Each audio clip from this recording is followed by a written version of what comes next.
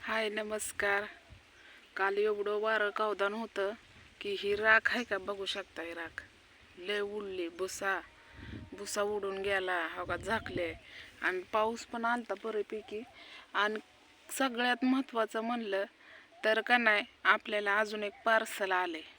आता ते पार्सल गुरुवारी जाणार आणायला मी, कारण उद्याच्या दिवस गारा थापायचा आणि गुरुवारी गाड्या वडण्या आहेत ना, मग गुरुवारी जायचं.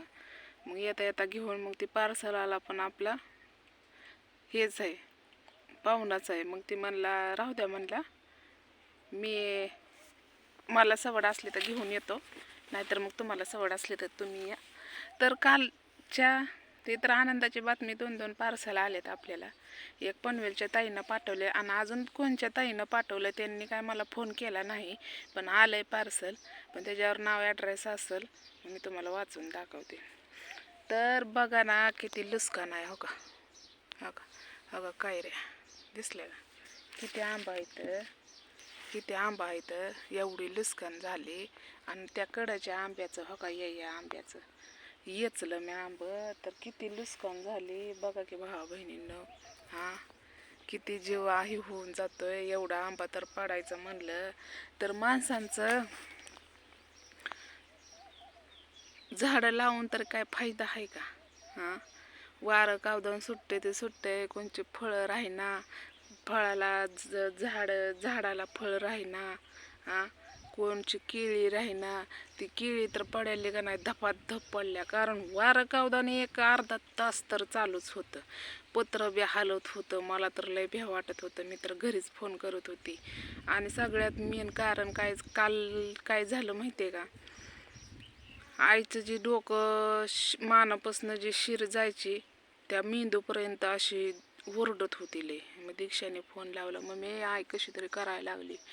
त्याने माझं कंबर बी बसली आणि मला काय सुसना. आता जाऊ तरी कसं जाऊ, अंधार झालाय, कसं कुठनं जाऊ. वारं कावदान इथं फड झाकती वायलच, फड लावती वायलच.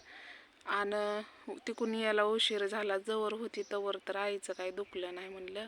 आणि आलं की म्हणलं शिर. आता म्हणलं बहिरीन, आता तुझं 9 दिवसाचं तिनं उपास धरले तर म्हणलं, आणि तू असा तिला तर करत असशील मनातच, बहिरीन आता राहू दे असं तसं.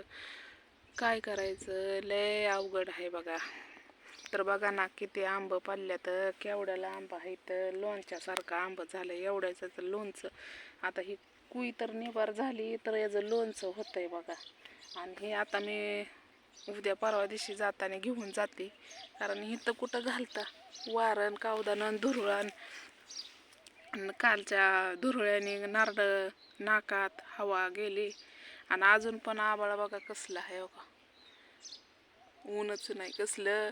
आणि फळ ही झाकलेलं काढले तर वाळायसाठी आता वाहतूक करायची.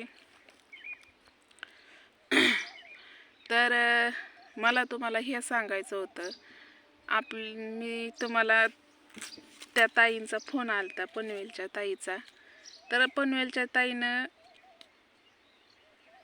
क्रीम पाठवलेले, हेड्यावर काय बनवला नाही मी, पण मला वेळच नव्हता. त्या ताईला म्हणलं मला वेळच नव्हता. ताई म्हणलं मी काय तुम्हाला हेड्यावर काढण्यासाठी नाही पाठवत. मी म्हणलं तसं नाही, पण माझ्या दुसऱ्या भावा बहिणींना बघण्याची उत्सुकता असते की. मग हसल्या. मग तेवढंच नाही तर त्या ताईनं आपल्याला 2,500 रुपये पाठवले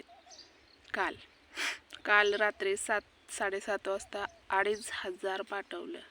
कशासाठी माहिती आहे का, मिशन आणायसाठी बार्शीहून. कारण एवढ्या लांबनं बार्शीला मिशन येणार आहे. तिथनं आता कधी मला उद्या येतोय फोन का आज येतोय फोन माहीत नाही. जेव्हा फोन येईन तेव्हा जायचं आहे गाडी घेऊन. तर त्या ताईनं 2,500 रुपये दिलं. तर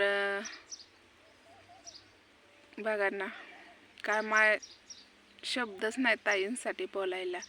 कारण खरंच माझी देवानं एवढी बहीण छान दिली मला की माझ्या दुःखात सुखात सहभागी होत्यात. आणि आता ती पार्सल कोणी पाठवलंय माहीत नाही मला. अजून एक आलंय आपल्याला पार्सल. नेमकं काय आहे ते हेड्याव बनवून तुम्ही सांगा. फोन करा मला की हा मी पाठवलं होतं. पार्सल पाठवल्यावर मला फोन करत जावा, कारण मला पण असं नाही का चुकून कोणाचं आलं फिलं तर तर त्याच्यावर नंबर असतो ना आपला, मग चुकून तर कसं येणार ना, नाही येणार चुकून. तर बघू आता गुरुवारी आणल्यावर तुम्हाला दाखवते. तर या सगळ्यांनी गाड्या बनण्याला. तर आता तिथं आपलं घरी गेल्यावर रेसिपीचं तुम्हाला हेड्या बघायला भेटणार. पापड बनवलेलं, ह्याचं लोणचं, यंदा लोणचं लय घालणार आहे मी.